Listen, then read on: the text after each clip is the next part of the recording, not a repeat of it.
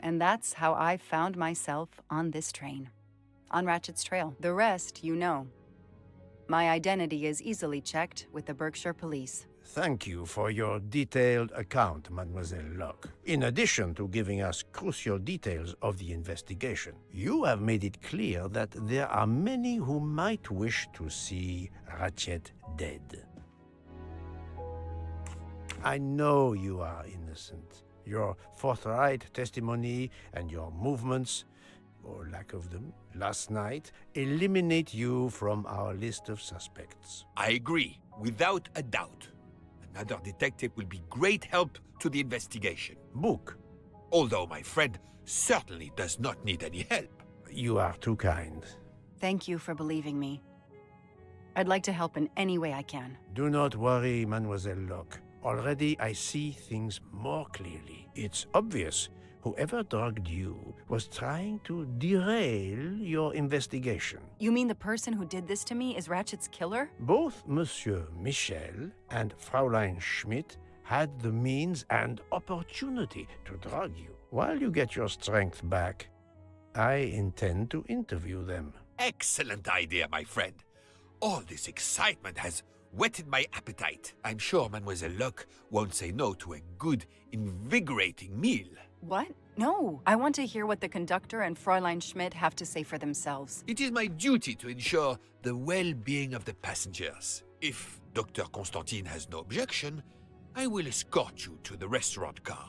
On the contrary, some food will do her the greatest good. Well, I'm still a little shaky. Mr. Poirot, will you please keep me informed about what you learn? You may be certain of it.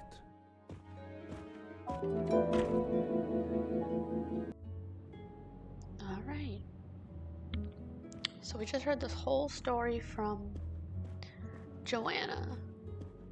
And now there's more people involved than we thought. Especially the car guy who we thought was not involved, it turns out.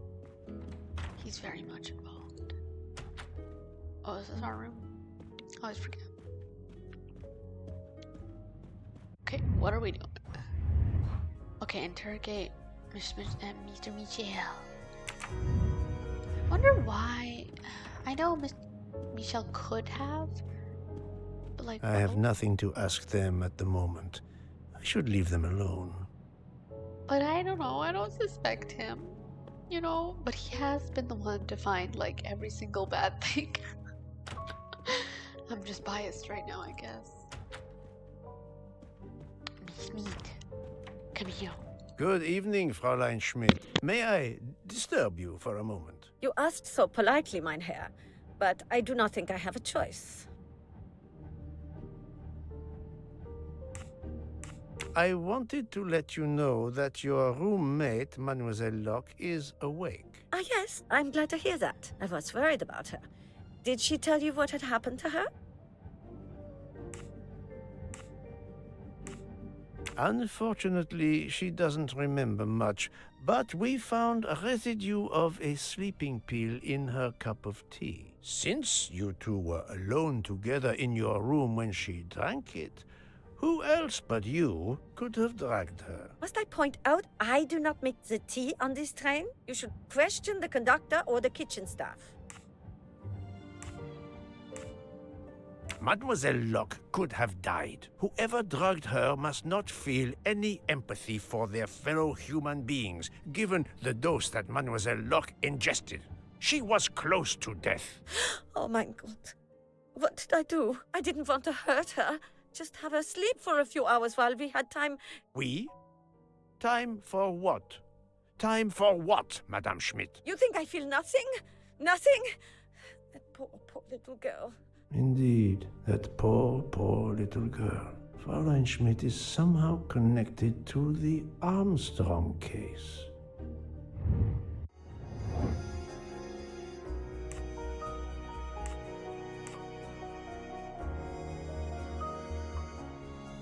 I must admit I'm not right this time. She's not. She's the cook? What? Hold on. That was easy. What did I miss? Fräulein Schmidt, I have a certain reputation for sniffing out. I am not a murderer. Forgive me, but I was going to say brilliant chefs. You were the Armstrong family's cook, were you not? Yes.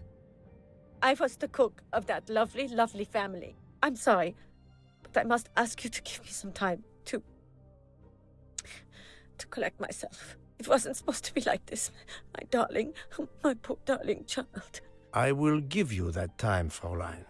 You have given me much more in exchange. I must check in with my other suspects to make certain I have all the pieces of the puzzle in my possession. Okay, what is she doing with her hands? But number two, isn't this the time when we're supposed to push her and be like, what are you talking about? And also, did I completely miss something where she was the cook? Where was that? I hope I didn't miss that. That would be pretty bad, but... Can I get you something, Monsieur Poirot? Everyone is so tense. An aperitif soon, Monsieur Fauchet, with pleasure, when the matter is resolved.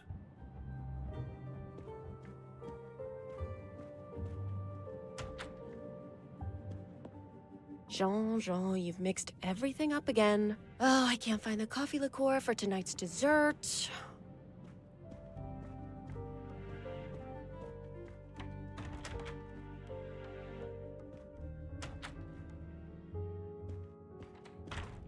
You're right, Mr. Book. This dessert is delicious. I'm glad we didn't wait for dinner. I promise the entrée will be superb as well.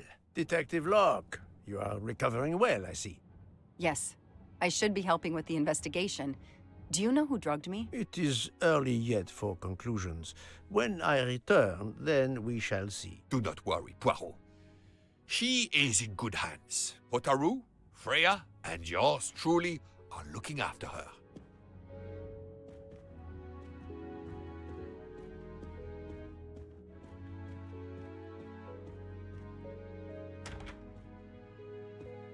Not now. Not now. I have a dinner to prepare. Would you interrupt Michelangelo or Da Vinci? I know he's not, but imagine if he was just yelling at us from across the train. Oh, hi. Okay, time to talk. Uh-oh. Good evening, Michel. Am I bothering you? You seem stressed. With everything that's going on, I must admit, it's difficult to be relaxed. Of course, I understand. Especially since we know that Detective Locke's tea was drugged before it was served to her. Detective? Come now, Michel. Surely you would have taken the opportunity to search her things and found her badge. Luckily, she woke up and was finally able to tell us her story. Hotaru boiled the water, Jean made the tea. I just brought it. Sir, it could have been any of the staff. Your defense is to accuse others?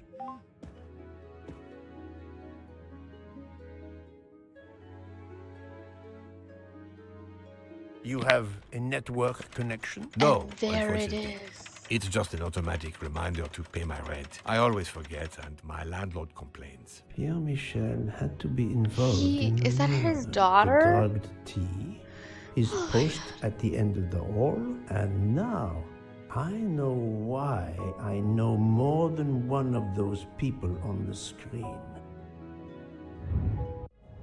Okay, the left is Michel. Adequate. The middle is Suzanne. Brilliant. And I think the guy on the right is that Cyrus? Ooh. It's not this guy. I don't think it's Matt. Yes. Oh my god, dude. Everybody That is was involved in easy. this. Every single person. You are the Oh my father God. of Suzanne Moreau, Daisy Armstrong's nanny. My condolences on the death of your wife. What? But my wife... Enough lies. Suzanne does not bear your name. No. Suzanne's mother and I were divorced.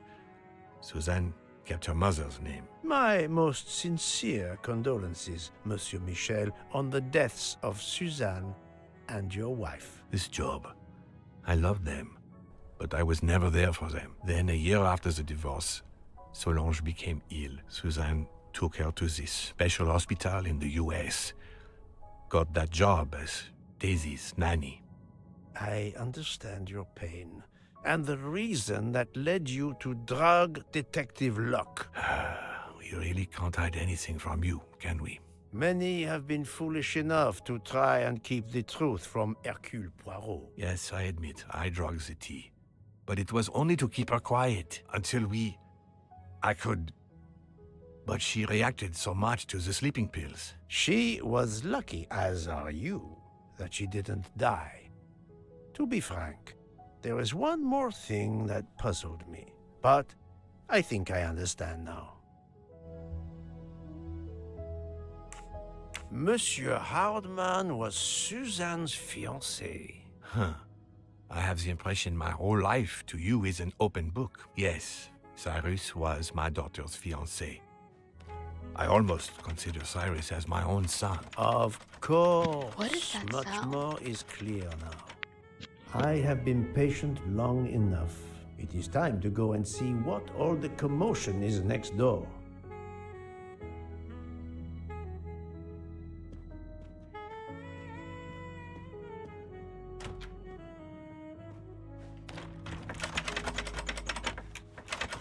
Monsieur Hardman, excellent. The gods who watch over detectives must have trapped you here. Why didn't they watch over me? I'm a detective too. I was talking to Michelle about a leaky faucet, and I wanted to go out, but you showed up. No need to invent some preposterous story. But really, Michelle has told me everything. You are the fiancé of Suzanne Moreau, his daughter. Oh. I see. Surely this is not a big surprise to you. No. Suzanne was the only woman I ever loved. And I failed her. We got into a spat. It was nothing, but I was too proud to apologize. We weren't speaking at all. Suzanne never really cared for that guy, Noah. She would have forgiven me. If only... If only... If only. A common refrain between lovers who quarrel. Obviously, Pierre Michel and Fräulein Schmidt both drugged Detective Locke's tea, causing the overdose. No wonder she had so much trouble waking up. Time to report my findings to her and Book. She got drugged twice. Poor lady. She literally got on a train with like at least 5 people that wanted to kill her. Not kill her, but you know, like keep her quiet so that they could kill somebody else. So now I'm just convinced everybody's done it. So, my friend, tell me, you have something new? Mademoiselle Locke, I know who drugged you. Fräulein Schmidt and our conductor, Pierre Michel, both admitted putting sleeping pills into your tea. This explains your overdose. They are relieved you are recovering. Michel drugged a passenger? On behalf of the company, I offer my apologies to you, Mademoiselle Locke. Michel will answer for this outrage. Both of them? I was pretty sure about Fräulein Schmidt, but I admit that I did not suspect the conductor. I have uncovered multiple connections with the Armstrong case. Pierre Michel is the father of Suzanne Moreau, little Daisy's nanny, and Monsieur Hardman was Suzanne's fiancé. As for Hildegard Schmidt, she was the cook of the Armstrong family. What a coincidence, don't you think? But it's incredible!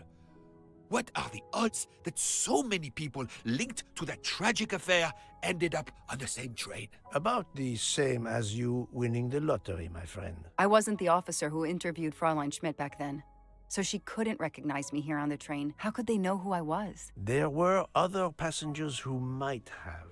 Or she may have seen you when you visited the Armstrong home. It is now clear to me that some of the clues to this elaborate plot were staged for my benefit.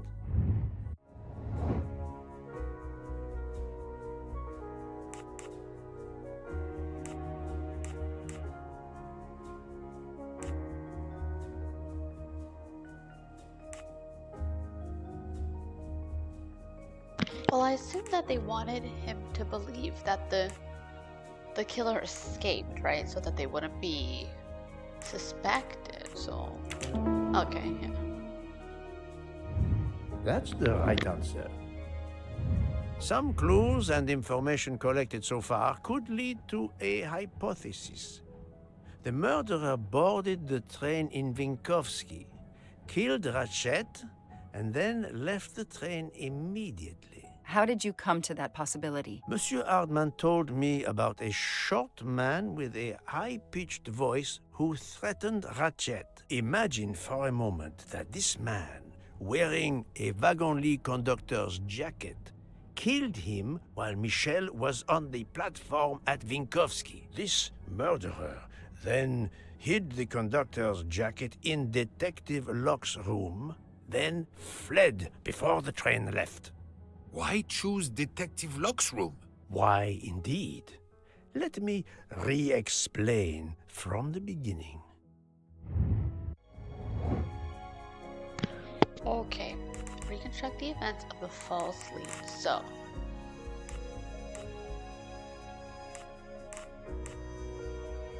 okay, Mr. Michel goes down to the platform.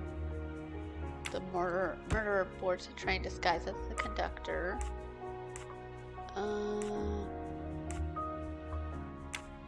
Kills Ratchet and exit through.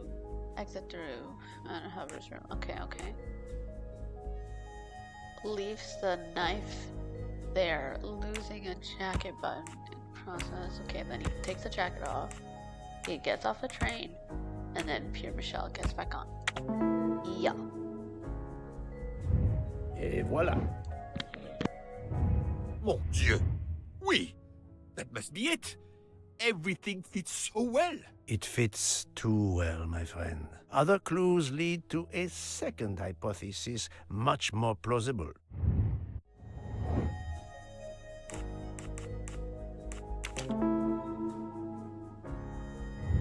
I'm right again. That happens to me a lot.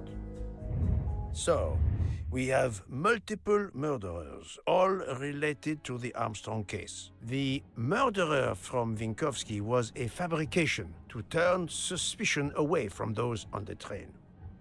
They expected the investigation to be led by some small-town official who could easily be misled. Mr. Poirot? Detective Locke, forgive me. You are an obvious exception. You tracked Ratchet with the tenacity of a bloodhound. Unfortunately for the killers, they not only had you to deal with, but now they had, and I say this with all modesty, the world's greatest detective, Hercule Poirot, dropped into the midst of their meticulous planning. Multiple murderers? Multiple detectives? Poirot, please take pity on me. Who is linked to this case, and who is not? My poor friend, I have gone speeding out of the station without you. I will continue. Dude, I don't even... Okay. Ratchet, Hildegard, Michel. I mean, I guess you could say him, her, but... Okay, this guy. How many people? 1, 2, 3, 4, 5... Okay, well then we can say Locke, her. I guess isn't Hector technically? About 1, 2, 3, 4, 5, 6, 7, 8.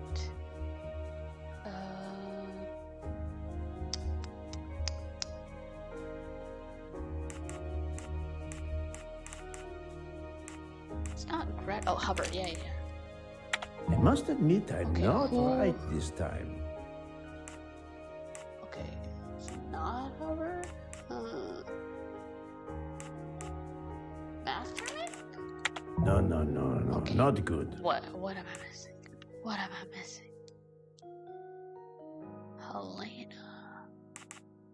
Oh yeah, cause she's the okay, gotcha. I totally forgot. My little gray cells did not let the me locket. down. Fraulein Schmidt, Pierre Michel, Monsieur Hardman and Monsieur McQueen are all linked to the Armstrong case. I also know that Sonia Armstrong's sister and godmother, Countess Andreni and Princess Dragomirov, are on this train. And finally, Detective Locke discovered that Mr. Foscarelli was the Armstrong chauffeur. If we add Detective Luck and Ratchet, of the 12 passengers in that coach, 9 have a connection with the Armstrong case. What next, Poirot? Or should I say, who next? It is time to summon everyone. Everyone? Even Dr. Constantine? The train crew other than Michel? Dr. Constantine, yes. I will need him. But we don't want the others as witnesses. I will see that their duties keep them occupied elsewhere. Excellent. I have always thought this moment in a case is much like Rodin unveiling the thinker before a captivated audience. A work of art. Have you not felt that way, Detective? No, Mr. Poirot. I'm happy just to slap the cuffs on him. Well, there is some artistry in that as well, I suppose. Where would you like the unveiling, Poirot? The lounge? So dramatic. Perfect. Then I will gather all the passengers in the lounge. Oh my goodness. Crazy.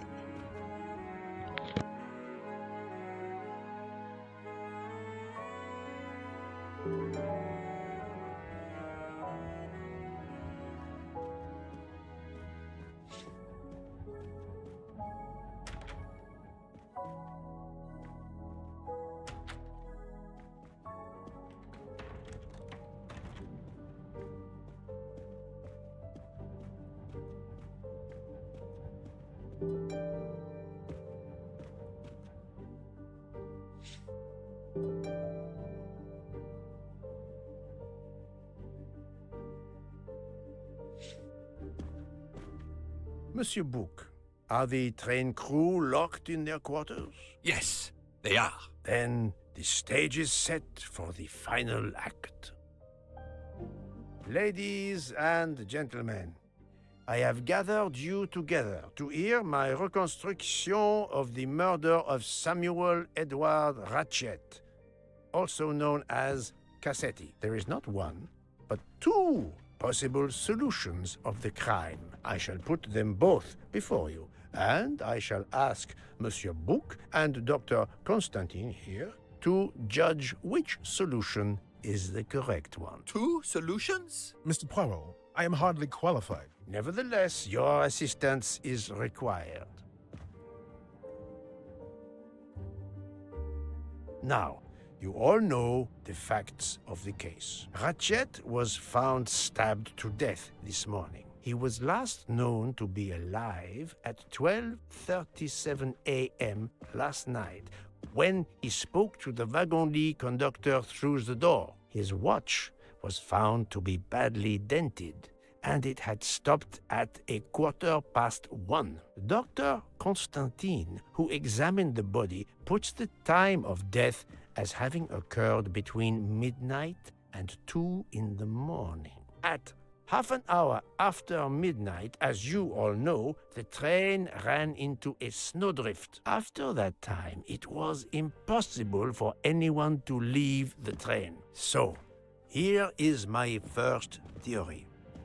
The enemy, as Ratchet expected, joined the train at Vinkovsky by the door left open by Captain Arbuthnot and Monsieur McQueen, who had just descended to the platform. He was equipped with a wagon-lit jacket, which he wore over his ordinary clothes, and a pass key which enabled him to gain access to Ratchet's compartment in spite of the doors being locked. Ratchet was under the influence of a sleeping draught. This man stabbed him with great ferocity, 12 wounds in all. He left the compartment through the communicating door to Madame Hubbard's compartment. Yes, that's so. Scared me half out of my wits. The murderer thrust the dagger he had used into Mrs. Hubbard's handbag in passing.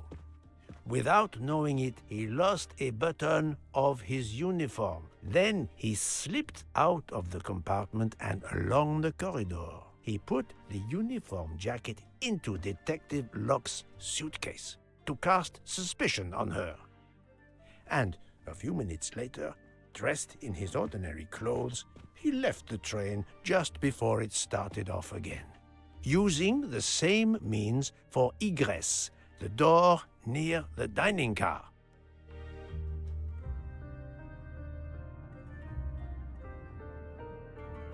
That is the first hypothesis. But there's a second. For that, we must examine the motive for the crime. Why was Ratchet killed? The motive is clear. Revenge, of course. Nothing was stolen, and we know that Ratchet had made many enemies. This was a premeditated crime, meticulously planned. Since the kidnapping and death of little Daisy Armstrong, which traumatized many people close to the family. Even when the police concluded that it was Suzanne Moreau, questions remained. Detective Locke continued her investigation, as did others. They became convinced the truth lay elsewhere. We now know who the real murderer of Daisy is.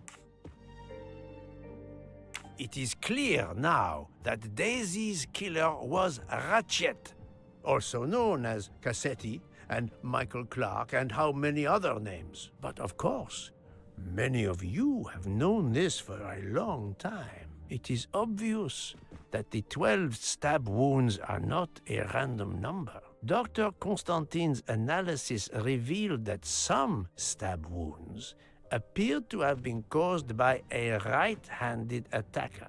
Others indicated the knife wielder was left-handed. Some wounds were deep, more than one fatal. Yet others were not much more than mere scratches. What can explain these discrepancies? This leads us to an obvious conclusion. They are symbolic. Come now, Poirot. Daisy was 3 years old. I figured as much, but I was like, we're not even in the United States. 12 stabs. 12! The same number as a trial jury in the United States. But not just a jury of 12 members condemning him to death, but 12 executioners as well. This self-appointed jury had meticulously planned for everything except Snow. snow. The avalanche that stopped us, as well as the presence of not one but 2 detectives on the train. They had to improvise, to hastily add clues and false leads. The vial of vaping liquid incriminated Captain Arbuthnot. However, he had a solid alibi confirmed by Monsieur McQueen. Impossible then to suspect him. This woman in a red kimono does not exist. I don't know which of the passengers it was. It does not really matter. It was just a performance, a charade to introduce another possible culprit to muddy the waters. The conductor's jacket, found in Detective Locke's suitcase, was put there only to cast suspicion upon her. The time on Ratchet's broken watch was deliberately set to conceal the true time of the crime. All these false leads were intended for me. But I am Poirot. I understood the truth. We have a train full of suspects. It's time to identify who the real culprits are. Let's start with Detective Locke.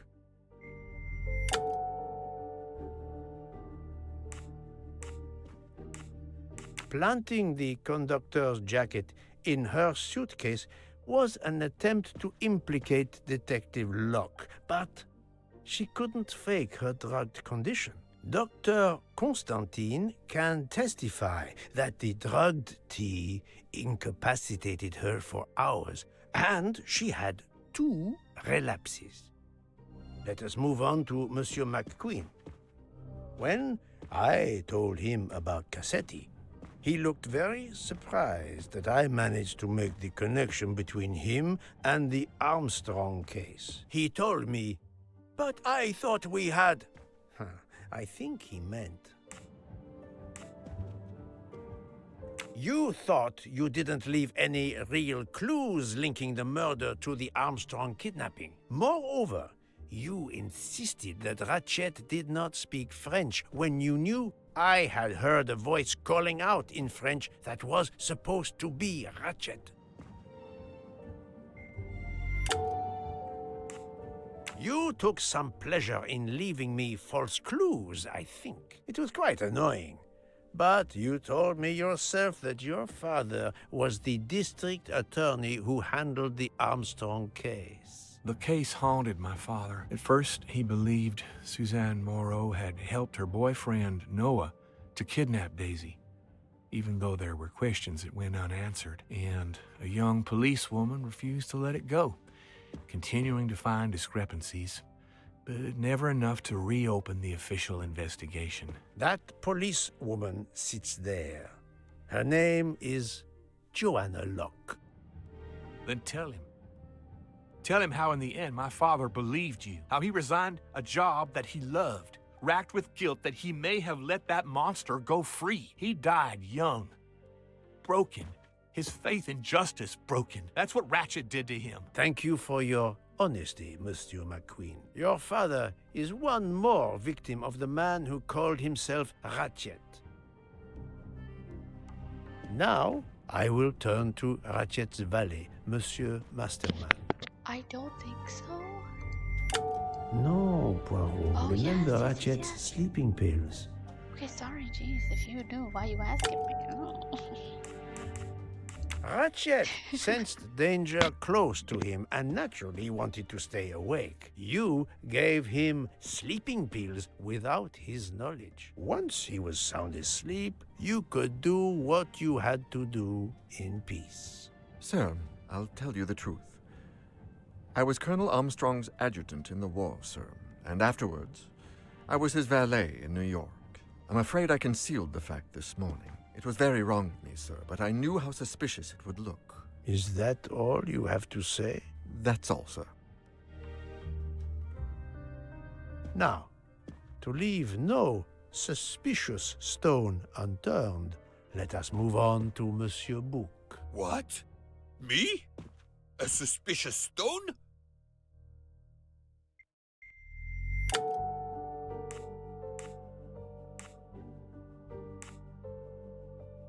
His lofty position as director does not clear him of suspicion. Murderers can come in all shapes and sizes. Bouc, my friend, of course you are not guilty. You did everything you could to get me on this train. What madness would cause you to ensure, and I speak with all modesty, that the best detective in the world could be present to witness your crime? But doesn't our friendship count as well? Most assuredly, but a murderer can wear all sorts of masks, including friendship. Let us consider our ever-efficient wagon-lit conductor, Pierre Michel.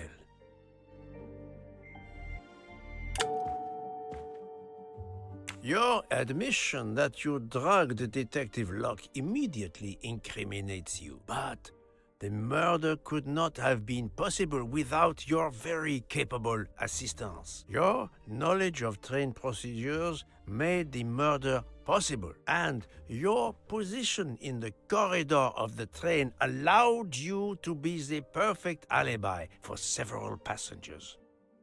And your motive? Suzanne Moreau, Daisy Armstrong's poor nanny, who was wrongly accused and committed suicide, was your daughter. C'est un foiré. He got what he deserved. My poor daughter has finally been avenged. My Suzanne. My child. Let's move on now to Monsieur Hardman, one of 3 detectives on this train. He lied about his profession, but he was hired by Ratchet. Why would he kill the man he was hired to protect? Monsieur Hardman, I think you are a real detective. But you were never hired by Ratchet. Your alibi was that you were watching the corridor to protect Ratchet, which, of course, you never did. You protected Pierre Michel. However, we just saw that his alibi doesn't hold up, so neither does yours. I don't know about the conductor. Being Suzanne's fiancé, you had a substantial motive to punish Ratchet. You used your detective skills, just as Detective Locke did, to hunt him down and finally avenge the death of your beloved. That's right, Mr. Poirot. I do have some detective skills. I never doubted it. Now, Fraulein Schmidt, the lady's maid with the soul of a cook.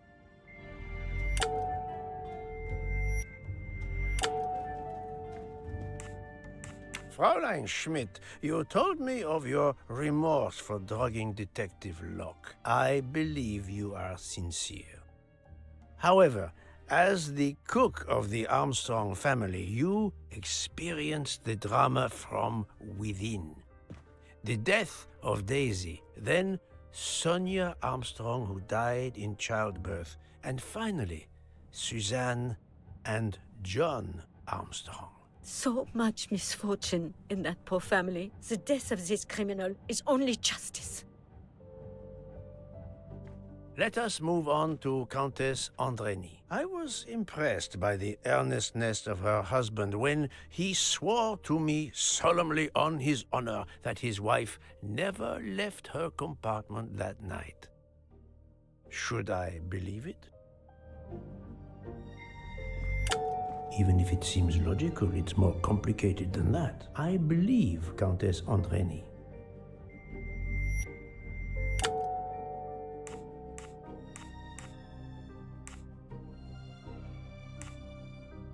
These are some weird reasons.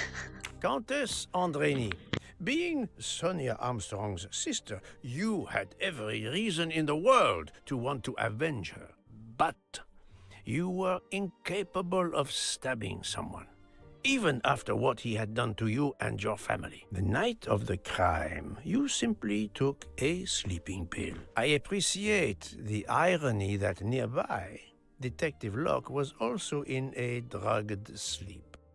When you awoke, you thought the nightmare was over. Rudolph? Hush, my love. Hush. Excellent transition. I was coming to you, Count Andreni.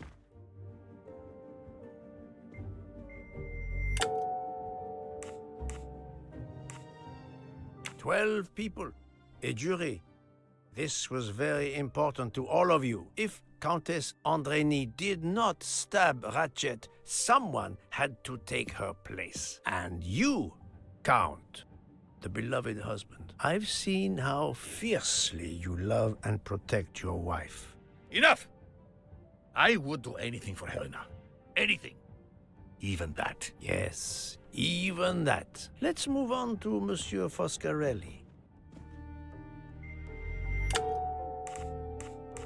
Detective Locke found out that you were the Armstrong chauffeur, and that you planned to travel on the same train at the same time as Ratchet. That is what made her decide to obtain a ticket as well. Unfortunately, she could not prevent the murder. Have you lost your tongue, Mr. Foscarelli? Oh, Daisy. She was the delight of the house. Tonio, she called me. And she would sit in the car and pretend to drive me. And you, Mademoiselle Olson, a champion for the immigrants, a worthy calling. I do not think that's the right answer.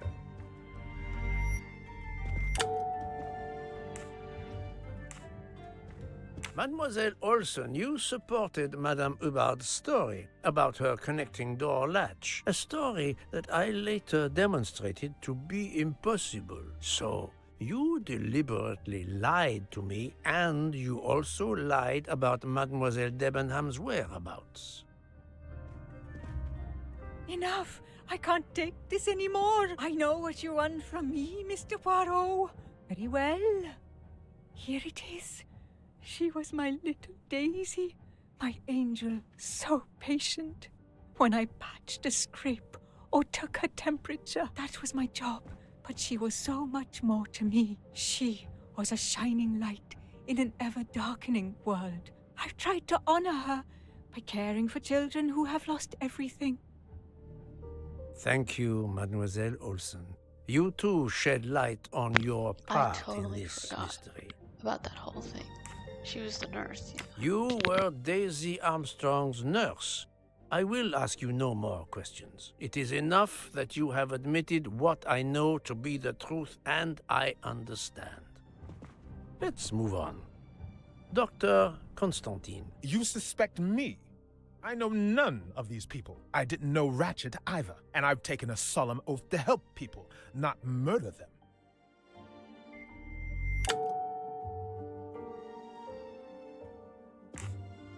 Dr. Constantine was certainly helpful to my investigation, but that does not prove he is innocent. It's true that doctors take the Hippocratic Oath, but that is not enough to exonerate Dr. Constantine. You are one of the few people in this room not to have any connection with the Armstrong case. Moreover, your alibi is confirmed by Monsieur Bouc, whom I would trust with my life. That is very kindly said, my friend. We now come to Mademoiselle Debenham and Captain Arbuthnot, whose relationship was not in doubt from the moment I inspected your room at the hotel. You have a bloody nerve. Indeed, I do. We're getting married. Congratulations. But I would rather talk about your relationship to John Armstrong.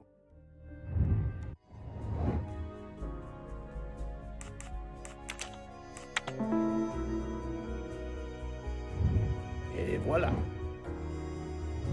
Captain Arbuthnot, you served in the army with John Armstrong. What I don't understand is why a man your age is still a captain. One might expect you to be a colonel as well. Ever fought in a war, Poirot? It was war that first brought me to England. Then you know what it's like.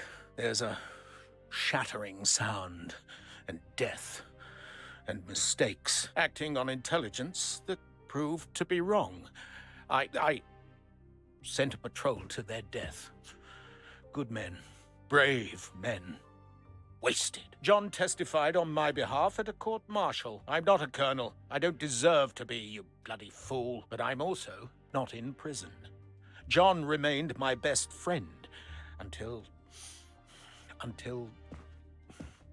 There, you have my story. Understand now? Archie, calm down, please. You're right, Mary. What you see in me, I don't understand. Oh, Archie, I see in you what John saw. Miss Debenham, I'm sorry. My turn, is it? I'm afraid so.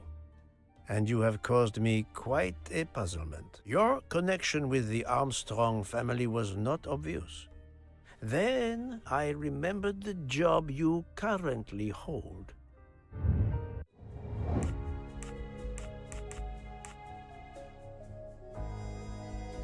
Ooh, why do I feel like she was a teacher? Ooh. Okay. That was easy. You were the teacher of... No, she was the teacher of Countess Andrény. You were the teacher of Helena Andrény, whose maiden name was Helena Goldenberg before she married Count Andrény. Yes, absolutely. Why lie to you? She was an excellent student. Captain Arbuthnot.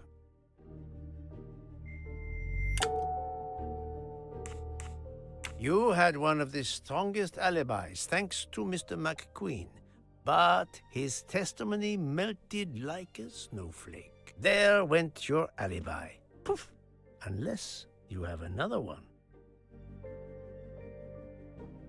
As for you, Mademoiselle Debenham, I do not think that's the right answer. What? Okay, I was sure she didn't stab. Miss Olsen? Mademoiselle Yeah. Olsen was the only one who could confirm your alibi. I think you know where you stand. Very good, Mr. Poirot. Are you satisfied? I will be soon. Now I must turn to Sonia Armstrong's godmother, Princess Dragomirov. Ooh. Huh. Let's just say yes. Oh, she is. Is she left-handed? I feel like she was the only one that was. Princess Dragomirov, you weren't on my list of suspects at the start, given your social position. I left my social position in a cold country. Do you object to being addressed as princess? I deny people the opportunity. It makes a good story to tell their friends. It also guarantees a good table in the best restaurants. Princess, there is also, forgive me, your extreme physical fragility. It does not stop me when I must be strong. Indeed. Of more importance, though, is the fact that you're the only left-handed person on the train. And the single blow to Ratchet from a left-handed person was very, forgive me, weak. Finally, I'm afraid I know the alibi that you shared with Fraulein Schmidt is false. You have been very thorough, sir. I hope you will permit me to say we are much alike. I am honored. Now it is time to end with Mrs. Hubbard, or should I say... Think, Poirot, that is not a good answer. I was just trying it out. Linda Arden. If Princess Dragomirov hadn't told me about her relationship with this famous actress, I might not have made the connection. But you are a great actress, madame. Your performance as a flighty, self-involved woman was superb. I never would have guessed something entirely different. As for what ties you to the Armstrong family, it is obvious.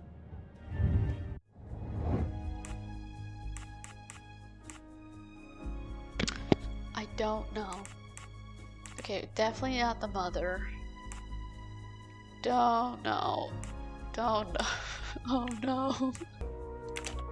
I do not think that's the right answer. I should have gone with my gut. I'm right again. That happens to me a lot. Mrs. Hubbard, you are the mother of Sonia Armstrong and Mrs. Andreni.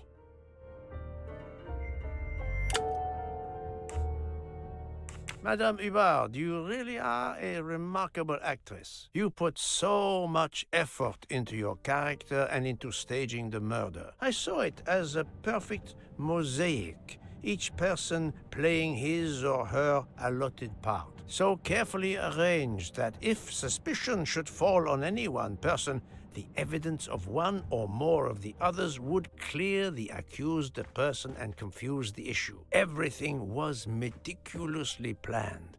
But you hadn't expected that Detective Locke and I would be on this train, and the avalanche would block it on the night of the murder. You had to improvise.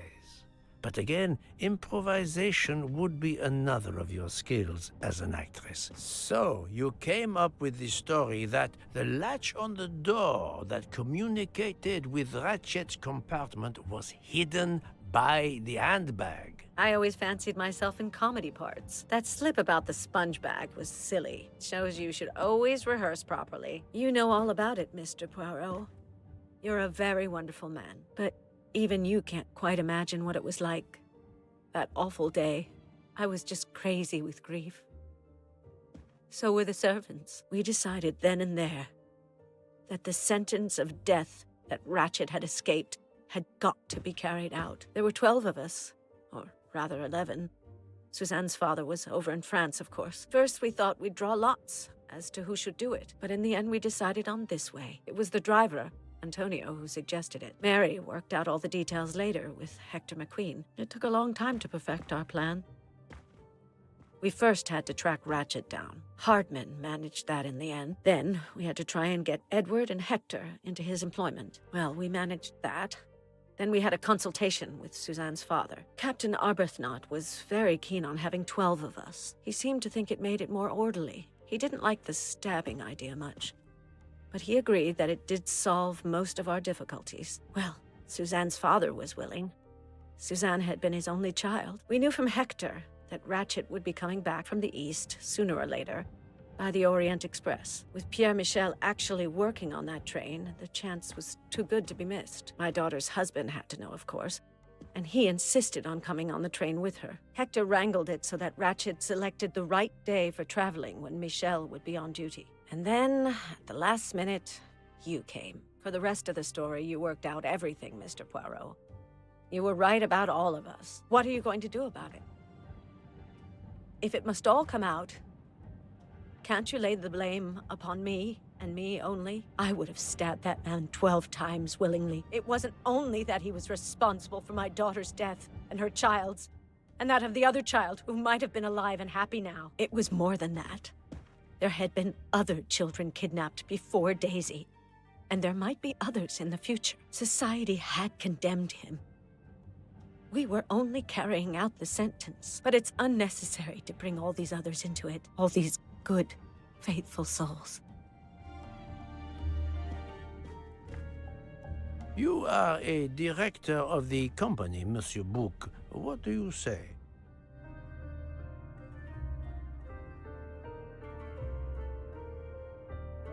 In my opinion, Poirot, the first theory you put forward was the correct one. Decidedly so. I suggest that is the solution we offer to the police. You agree, Doctor? Certainly, I agree. As regards the medical evidence, I think that I made one or two fantastic suggestions. Yeah, Then, having placed my solution before you, I have the honor to retire from the case.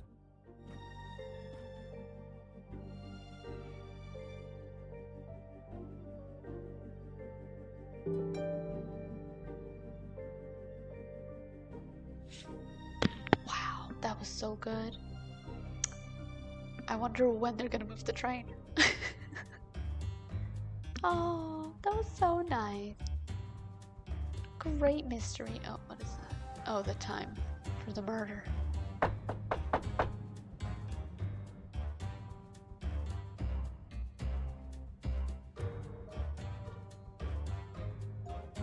I'm sorry to wake you up in the middle of the night, Poirot, but it couldn't wait. There was a detail that bothered me in my preliminary autopsy of Ratchet's body. I went back to examine the body and I discovered a wound covered by another. The blow I hadn't seen was delivered by a thinner, sharper blade. So there were not 12, but 13 stab wounds. 12 stabs for 12 What? jurors. It doesn't work with 13 wounds. The symmetry is destroyed. It can't be one of the culprits who stabbed him twice? Doctor, a different knife was used. There is only one explanation.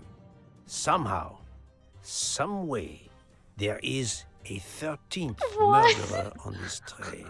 We must tell Bouc. The case is not solved. Encore! Oh my god!